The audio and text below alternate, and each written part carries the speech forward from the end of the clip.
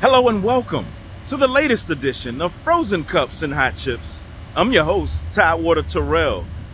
Behind me, I'm here at the Great Bridge Pumpkin Patch as we pivot into a new season. It's fall, football, apple cider, pumpkin spice, whatever that is. And of course, basketball around the corner, HBCU sports. But right now, it's about the Green Box segment, Camelot, Chesapeake, Virginia.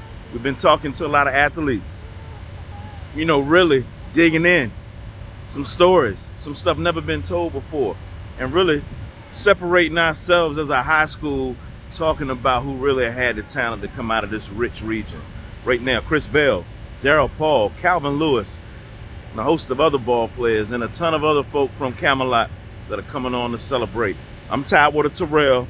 I'm gonna stop talking. Let's get ready at this Camelot celebration, y'all. So once and for all of Deep Creek lineage, we want to settle what was the greatest football team ever in Deep Creek history. And of course, I've got some ball players, Byron Wilson, Farley Perkins, and Calvin Lewis. I'm going to be quiet. I'm going to turn it over to Farley.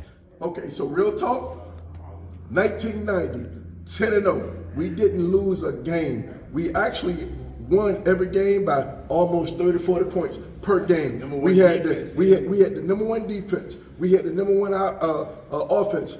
My man B. Wilson, cornerback and receiver, caught everything that was coming to him. My man Calvin Lewis, you know what I'm saying? Fullback, outside linebacker. Everything came his side, he took care of. And me, I did it all, man. I love it. I did it all, man. But listen, real talk. We was 10-0. We could have had a chance to win the state championship. I'm gonna tell you why we did it. Hey, look, I came out of, I'm a Hornet, I'm a Perkins, but these guys got together in Rec Park. They were the Vikings, and they stayed together, they jailed together, they played middle school ball, JV ball, but by the time they got to varsity, they knew each other, and they knew what each other could do, and they went undefeated. So I'm just a witness. That's all that. I'm glad you all are in it. I appreciate that. You always got to get that wisdom. You know what I mean? The elders always gonna set you straight. I graduated in '94. I have an affinity for that team. Rest in peace to Ricky Brooks, Deotis Harrell, a lot of big time members on that team. Some that aren't here with us, but that '94 team and that '02 team, those are the teams in question. This is '90 in front of us. '94 is gonna have a say. Deion Dyer, Arnie Powell. When you look at the stats, go ahead, Calvin. I want to say one thing. Deion had a chance to play with us. He didn't. He did not play with us. He wanted to, but he didn't because he was like, yo, you guys are hitters. So he waited till we graduated, then he came along. Taking nothing from Deion. Deion was nasty. You know what I'm saying? Because I helped the shot put record and he broke my record. You know what I mean? But Deion was nasty, but I'm telling you, all I got to mention is John Meredith. Okay. Nobody on that '94 team was messing with John Meredith. Now, we spoke with John Meredith a little earlier this evening. John went on to play well at Hampton, an awesome product. Go ahead, Farley. Oh, man. Black College Defensive Player of the Year. But Wow. most folks don't know it, probably don't believe it. I gave him the nickname Mad Dog. Oh, man. You know what I'm saying? Oh, man. Mad Dog was my man. I talk to him every single day. I promise you, he's the hardest hitter that ever played high school football. I'm talking about from all over this place.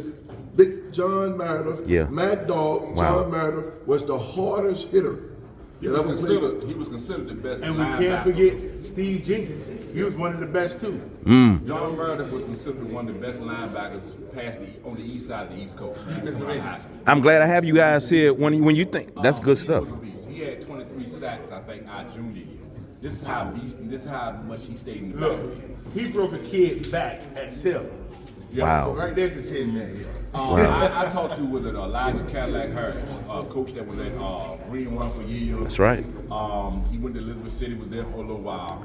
And Coach Harris said he could not believe that John Meredith was not in the NFL. He couldn't believe it. He said because he saw of the high school kids that we played with, he said he just knew John Meredith was going to the NFL. Wow. I talked to him personally. That was a personal. Wow. And he used to run a 200 in track. And he ran 100, 4x100. One of the hardest hitters of all time in Deep Creek. 6'3", 220 pounds. Yes, sir. Wow. 6'3", 220 pounds. A sprinter. It's always folklore about good old Big John. We were laughing and joking with him. He did get a chance to play for the Miami Dolphins. What was that story like, fellas? Dan Marino.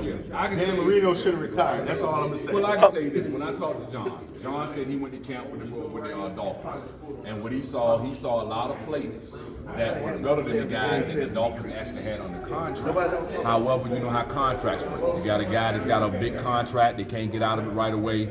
And he was saying down in Miami's Dolphins camp, you had guys out there that were second and third string that were running circles around the first teams. So the football is politics. The NFL is a lot of politics that's involved. I will say this. Of the team we played with in 1919, we were the first team in Deep Creek history that was undefeated. Okay. However, the 1985 team, the team that really inspired me as a young man, that team had Darren Perry at quarterback, it had Daniel Harper at tailback, A.J. Jemison was playing tight end and defense. A.J. Jemison also played American at Norfolk State. A.J. Jemison. He played for the Raiders.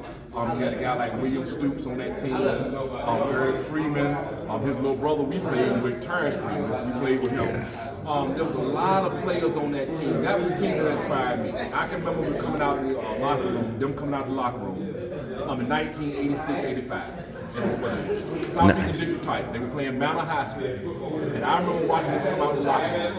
And I was in the seventh grade. And I remember, man, them guys were huge. I said, man, I wonder if I'd ever be able to play with those dudes. Because they were huge. I mean, Eric Freeman, they had a guy named with Mike Meekins. He dropping some names on y'all. They had Fred Pettis. They had A.J. Jemison. Wow. They had some My really man B big guys. he's a Deep Creek football historian. I love it. He's a football historian. I'm a fan. That's my man. We're gonna get you back, B, because I need all them stats. Oh, Cannot leave out Darren Perry. oh man, that's what I'm talking about. Way to go. That 94 team was good. Look who their quarterback was. Just imagine if we had John Nixon or Keely Hunt. That's all I'm saying. Ooh, are all coming on the show. Wow, that's Calvin Lewis, That 94 Harley was good. Perkins. The only thing hurt us was B. our quarterback Wilson. wasn't as skilled as he should have been. Wow. 94 was good. Uh-oh. But I promise you, there was no team better in the history of Deep Creek than 90. It would have been lovely. We was 10-0. We lost to Warwick in, what's that field name? We lost the word at Todd Stadium. Todd Stadium. Wow. But I promise you, bro, had we got through that, this team would have been a state champion team. I promise you that. Now, You heard it here first. I will say this real. The team with D'Angelo Hall, the teams that had guys like Deion Dye, they were awesome teams. Awesome. But that program, what Deep Creek had built, was built off of what they had been trying to build since the early 90s. Coach Carter came from Verona High School in Richmond. Wayne T. Our senior year, he put in the Wing T office. Talk that talk. That's We right. went to 3 practices a day just to learn the Wing T. They brought all First brand new one. bags, brand new dummies, everything that you think of. We were doing 3 practices a day just to learn the Wing Y'all T got to mention offense. that no team in Deep Creek or Chesapeake had more pros than Deep Creek. Oh, okay. great point. Let me touch on that real quick. All the pro athletes from Deep Creek. Thank you, good sir. Listen, in what is this, 2022? In 2014, there were more NFL players from one high school than any other in the country. That was Deep Creek. Just so you know. Check the You record. need, They got you need more me, guys you need me to name them? NFL. I got You 'em. don't hear nothing about it. Run them down. So with him saying that, it doesn't matter. 90, 94. Wow, I like that, Cal. Deep Creek, we all Hornets, baby. That's You good know stuff what I'm saying? there. And that's all that matters. You take like a guy it. like Darren Perry. 85 was the first time that Deep Creek High School had won a Southeastern District Championship. Deep Creek High School had been playing football since the 1920s. 1985 was the first district title that Deep Creek ever won. Darren Perry was a quarterback. He went to Penn State. He played 9 years at free safety for the Pittsburgh Steelers. This was the Pittsburgh Steelers with Cornell Lake, Yes. Rod Woodson, and I forgot, was it Washington? Nate Washington? Was that the other corner on the other side? So he played, and I believe Darren is coaching with one of the teams in the NFL now. Wow. We had some very good, and I'm going to say this real, we had some very good coaches at Deep Creek High School. Okay. Coach Garrett, Coach Cox, David and Richard, Coach Otis Etheridge. You know, I'm glad you said that, B.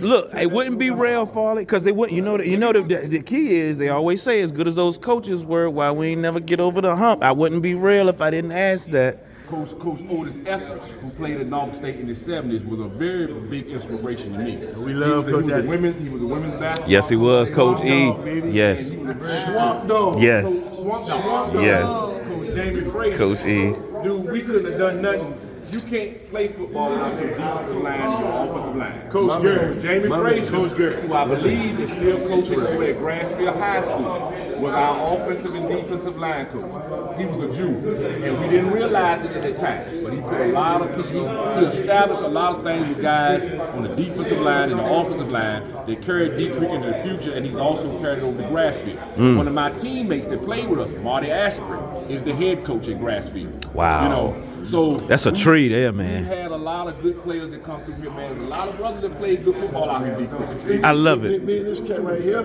I don't know. I met him in kindergarten. Second grade. Second Uh-oh. And let me tell Here they you go, something. y'all. Here they Let me tell go. you something real. I played soccer for 3 years before I started playing football. I started playing football and baseball late. Okay. Those were sports that I really excelled in. But I didn't start playing till late. I played soccer for 3 years. Father was on one of my soccer teams. Wow. B. Wilson. B. Wilson, That's B. Wilson. And we were the historian. both in the same second grade class. We were both in the same second grade class. Miss Wilson. Oh, man. Graduated from high school. Hey, my college roommate. Oh, My man. college roommate. Talk about it. I love it. I love it. Oh, man. We getting up to the minute stats, y'all. Class, Miss Wilson's class at D Creek Elementary School. Hey, B, I love it. You're a historian, Hey, boy. That's good stuff, Let man. me just tell you real quick. That's their story. I'm from Camelot, so we're doing Say it Camelot again. story. Ah, we are celebrating Camelot. Yes. D-Hurl team was the squad. Oh! D-Hurl team. I don't care what nobody say. Rest in peace, D-Hurl. You know what I mean? You held it down for the creek. Oh, my No God. squad Play with you. football with us. Because my coach said if Woo! I won't Oh, play my basketball. God. It don't get no better than that. Oh, my God. Oh, my God. Let me back up with this. Woo! And by the way, for those that never knew, me and this guy are cousins. Daryl Paul, this is my cousin. Wow. Okay, that's facts. Okay. The team with D. Hurl was probably the greatest team that D. Creek ever had. I love my team. I love the guys that I played for. I love the guys that I played for in 1990, the guys I played with earlier than that. But I will honestly say the team with D. Hurl, the team with Deion Dow, the team with Arnie Powell, Wow. the team with Jason Waters. 94, Because 94. I played in that same Green Tea offense. I played that one lone wide receiver spot. I know what it's like. He was the receiver. I was the flanker. That was I was the probably- flanker. That had to be probably the best team. Now I would say this about the 90 team. We probably had 6 tailbacks that could have played for any high school in this country, in High school. this area. High that school. started. Any Division One. Any high, Any Division I school. Any school You want me to that name them? started. However, I must give my props to the teams that achieved what they achieved. The teams with Deion Dow, the teams with D'Angelo Hall. Wow. Those teams were awesome. I mean, D'Angelo, you forget, there were certain players that came out this area that just took up all the aspects. When we were hold on just a second, Father, hold on. When we were coming up, you had J.R. Reed at Kempsville High School. Later on after him, it was Alonzo Morning and Indian River.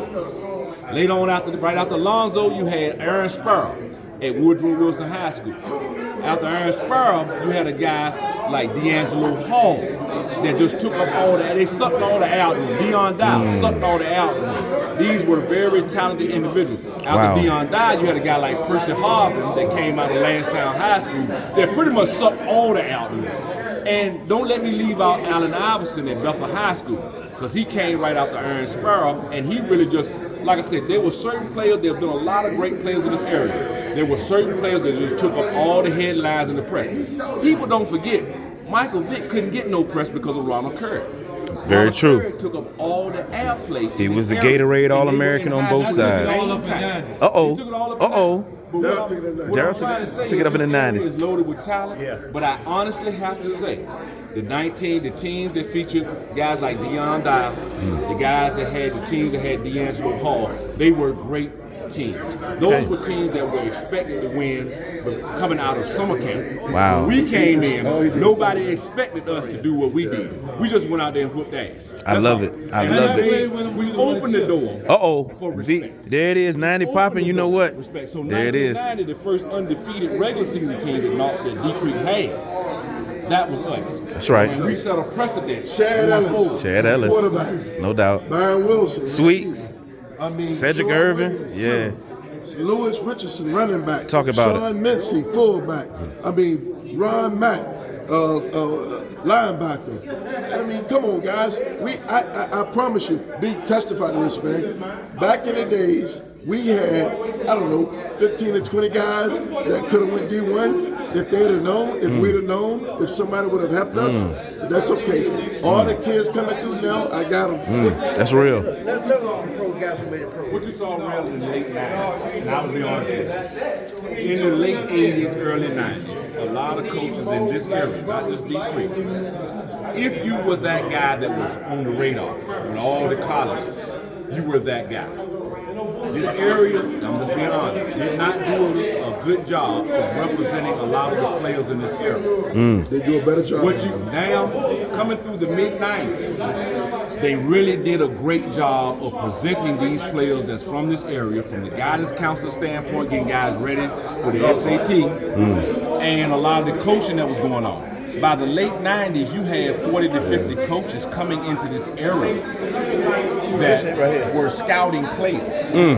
You know, they had actual 7-on-7. They had combines in the summer around here. Wow. We didn't have combines in the late 80s, early 90s. So you got 40 to 50 college scouts coming into the Tidewater area looking at athletes and players from this area. So things have really changed from the time we came out, from the time we started, say, high school in the late 80s, and we graduated in 91, to what you saw with Deion Dyer later on and D'Angelo Hall later on. And definitely by the early 2000s, a guy like Percy Harvin, when this area is now known as a hot spot. I'll leave you with this. Joe Paterno said this, and he put this in the Virginia Power, because they were doing an article about this area. Joe Paterno said this: I never got a dud from Tidewater. Wow. That's what he said. I never got a dud from Tidewater. I never got a dud from Tidewater. You know what? James Boyd would love that. You heard that, Pookie? Joe Paterno said he never got a dud from Tidewater. Let me throw some names at you. D'Angelo Hall, just so you know. Daryl Tapp. James, my man Anderson. Rossell Dollins. Chris Crocker. My man Chris Crocker, what up? Dion, what's up, man? What's up? What's going on with Miami, bro? Dion, my man. Darren Purdy. Let me tell you a story about Darren Purdy. As I was a youngster in middle school, he jogged every morning from his house on Cedar Road to Deep Creek High School and drove back before school started. He put in more miles before most people woke up. That's Darren Purdy. Wow. Darren Purdy. AJ, what's up, baby? Yes, sir. AJ Jemison. Yes. Mr. Raiders. Wow. Let's do this, man. Arthur Moses, yeah. Tripping. Deep Creek is where it's at. Uh-oh. Let's go. Love y'all. Appreciate that. Boy, more history, more knowledge. This is Tidewater Terrell, and this is more from Frozen Cups and Hot Chips. Whoa. I mean, you know, hey, I know you love your high school. You rep your squad. Boy, when you talking about them Hornets, Deep Creek, yeah, it's really no comparison. Good stuff. Celebrating just the lineage of Camelot, but Deep Creek football, that story, history. Yeah, behind me, Great Bridge Pumpkin Patch. You see the hay back there. You know, they got the hay rides going on. Got the kids, bring everybody out. You know, Tidewater Terrell, a man about the town. But you know what? We're going to switch it back up now. Back to Camelot. Let's talk some basketball. Let's talk about the late 80s, the 90s. Let's talk about some stories when coach, you know, put you off the team. Your teammates got to rally for you. Man, Tidewater Terrell. Stay tuned.